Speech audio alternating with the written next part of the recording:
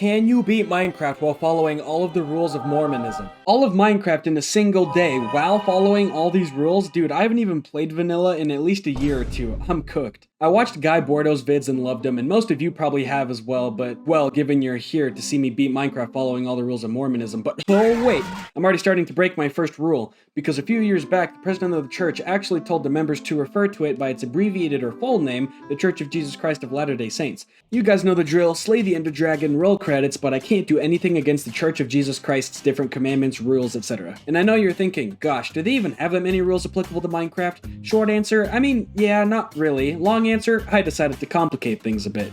If you guys know anything about members of the church, you probably recognize these guys. I mean, come on, they're even in the thumbnail. These are missionaries, young men or women who go out for roughly 2 years to preach the gospel and convert people to their faith. As you might guess, these missionaries have relatively strict rules, so I thought it'd be fun to spice things up and not only beat Minecraft as a member of the Church of Jesus Christ, but as a missionary. First things first, my outfit. As you can see here, I'm currently cosplaying the main villain of my favorite game, Morrowind, but that just won't fly. I'm converting Minecraft villagers to the good word of God. So it's time to, bam, missionary skin by this random guy named Elder Parkin.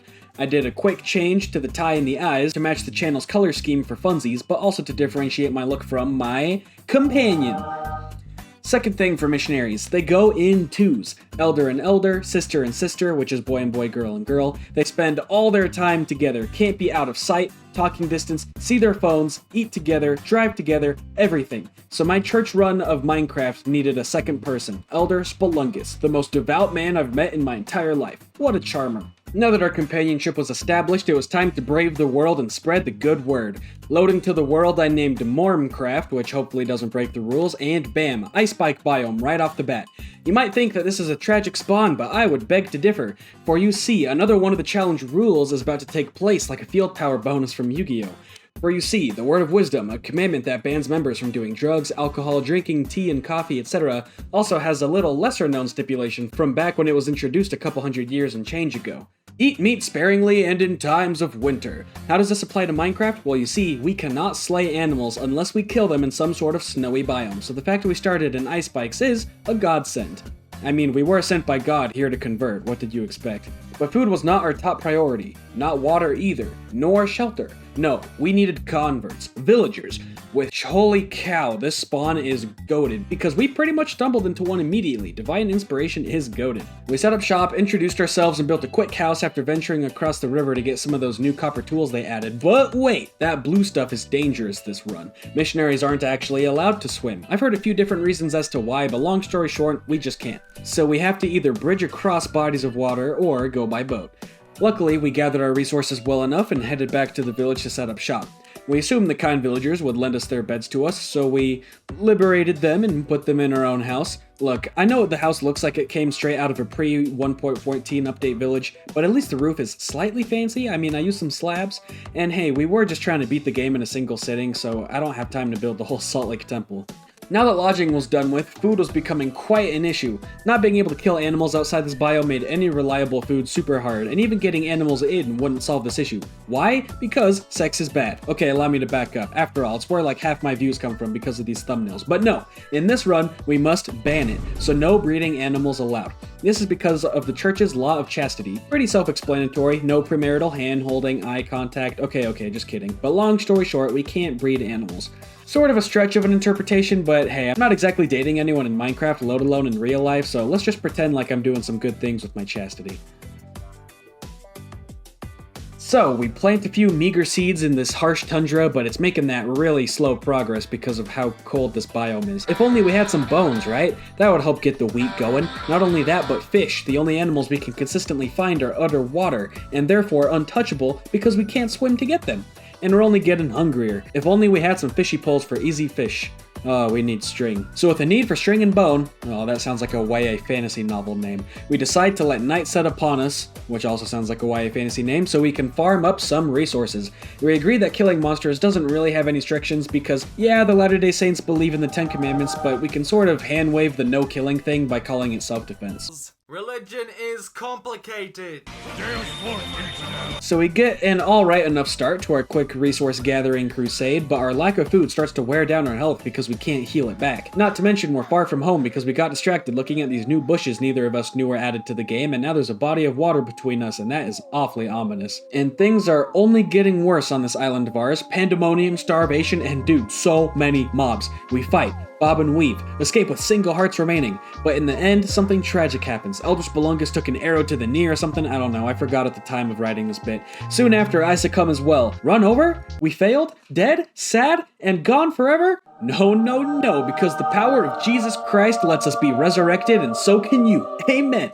Anyway, luckily for this run of ours, the church believes in resurrection, so that means we do not have to play on hardcore. And thank goodness for that, because if you can't tell by this Unk status house, me and Elder Spelungus are not Minecraft pros. I mean, come on, I named my hardcore worlds Clockin' and Lockin' and then a Roman numeral for which number hardcore world I'm on.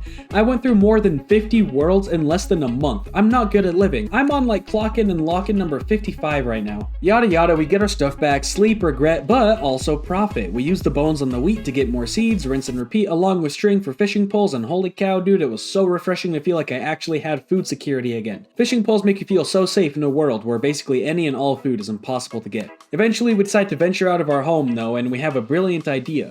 Sure, animals aren't really spawning in this Skyrim snow hell that we're living in, but they don't have to be born in winter, only killed in winter. So, we grab some of our new wheat, new seeds, and lure a few animals after looting a ruined portal we found with some flint and steel and other goodies inside. Using that flint and steel on the other animals, and then killing them, we have a fresh buffet of cooked meat for our enjoyment. Guys, I've never tasted anything through the screen harder in my entire life.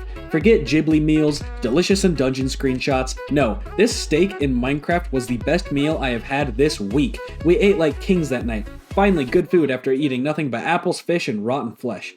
Things were finally looking up for us missionaries. We had a home, fresh food, and some confidence. So we decided it's finally time to get some iron. Yeah, it's been an hour and a half of gameplay and we haven't even seen iron. We go on an adventure in our convert-a-boat. Get it? Because we are converting with the boat. Yeah, okay, my bad. And we head downstream to find another village. This one is a lot richer than the other one. Like, a lot. Which is unfortunate because we're going to have to donate some of that for tithing. Yeah, I forgot to mention, but we've been donating roughly 10% of our earnings to a chest in our house to give to the bishop we make later, because that's how being a church member be. We gotta give 10% of what we make to the church. So up to this point, we haven't been stealing the villagers' stuff from chests, killing their animals, etc., with the exception of the beds, but that's just because the villagers were generous, trust.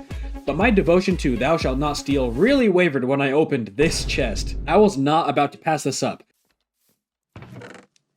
Okay, I vote we are allowed to steal from the villagers. What?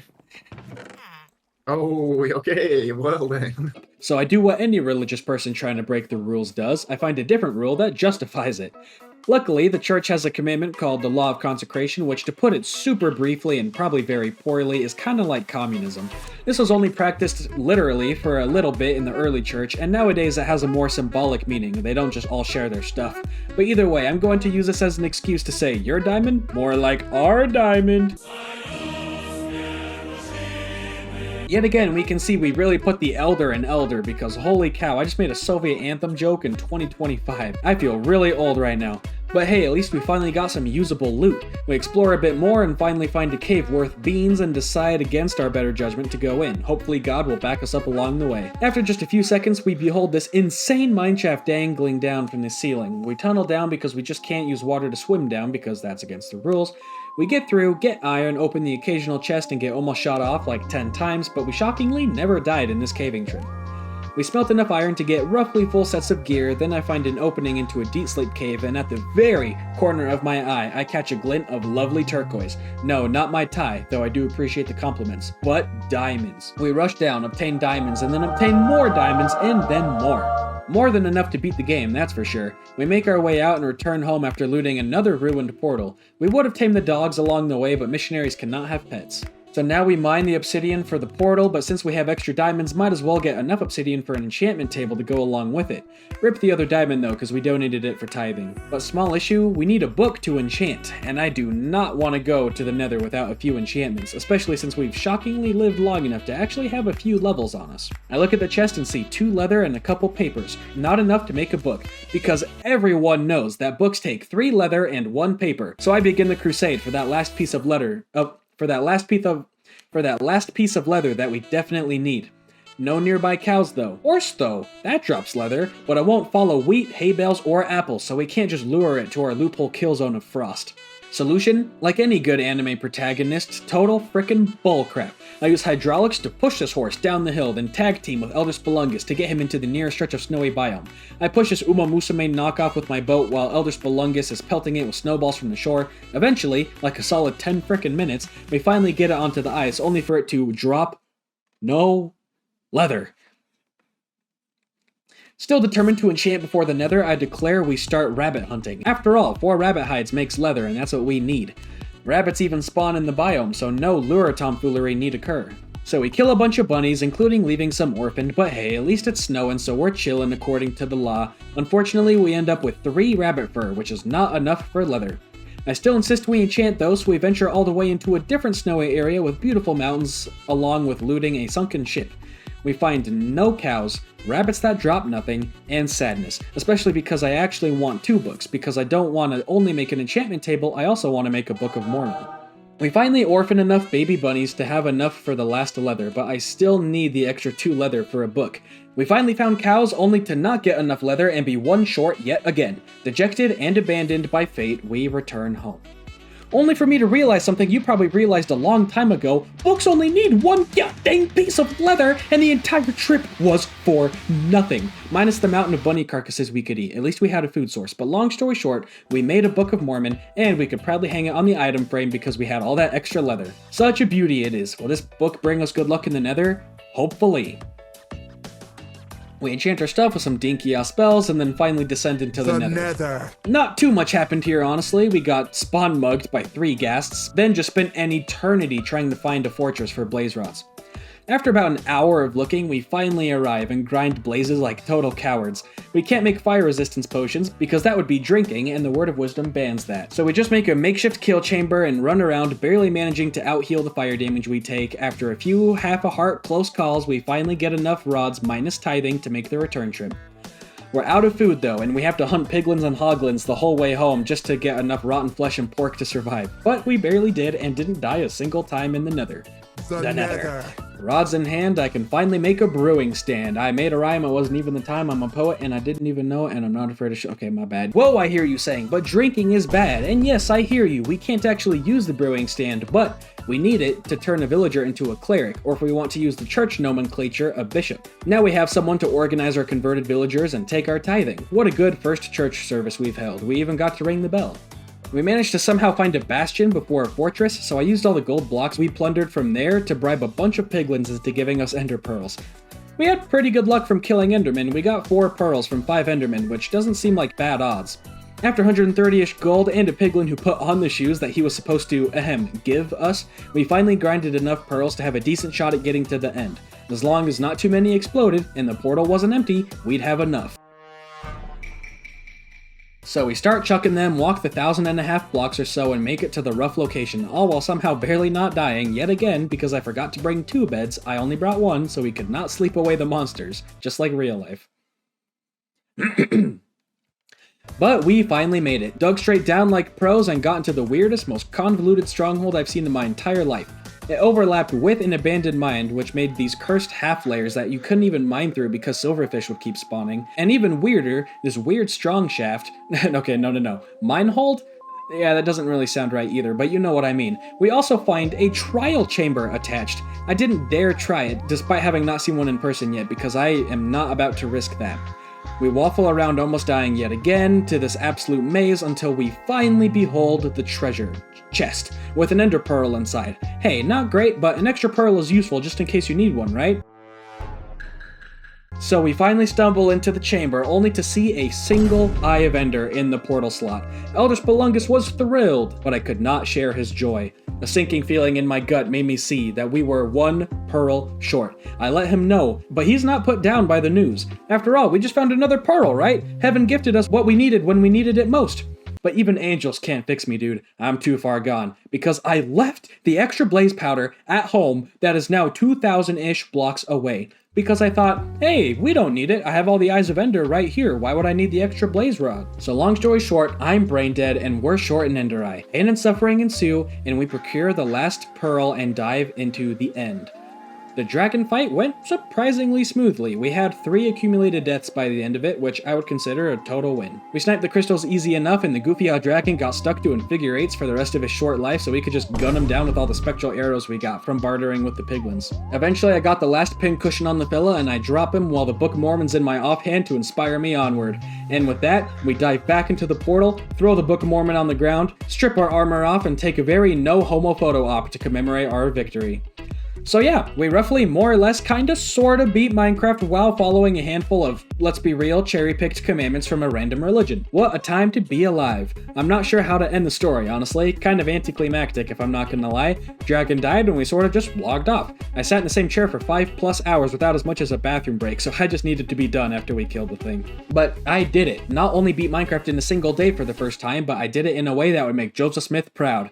And I actually beat the dragon earlier in my single-player modded world that I've been playing today, so I did a lot of Minecraft in one day. But yeah, like I said, there's the story. Woohoo! I hope you enjoyed, and most of all, I am really glad you made it to the end. Most of you probably already know this, but I still want to go on record and say this is in no way supposed to be any sort of religious, political, hateful, endorseful, or any sort of statement. I simply wanted to do a silly Minecraft challenge, so please don't do anything dumb. So yeah, not a terribly original idea, but I just couldn't resist making the video. I totally loved it. I hope I made your day a tad better, and if I did, maybe consider liking, subscribing, and hitting that hype button thingamajig. Even if you don't though, thanks for watching. I just love making videos, and I hope you have a great day and holiday season. Anyone watching this in 2 months is gonna think I'm a total moron. Thanks to my channel members for voting this video into existence, all the $1 people, but also Frog Wizard and our elites, Omen and Rex, you guys are the goats. Channel members are awesome, and you're awesome, so maybe become one, wink wink. Also join the Discord, it's a great community, but we're missing something, and that is you. Come make it better with us. Okay, here's the people who answered the question at the end of the last video. If you want to be at the end of the next video, answer this question: what's your favorite item in Minecraft? Mine's probably the water bucket because it makes climbing and falling super easy. Okay, I've rambled in this outro long enough. This video took a really long time. Oh man. Okay, I've rambled in the outro long enough. This video took a really long time to make compared to my usual stuff, and I'm really hoping to grow my channel a bit before the year finishes off. So really, please consider sharing, liking, etc. But hey, you guys are great. I'll hopefully see you next time. Taco out. Talk out.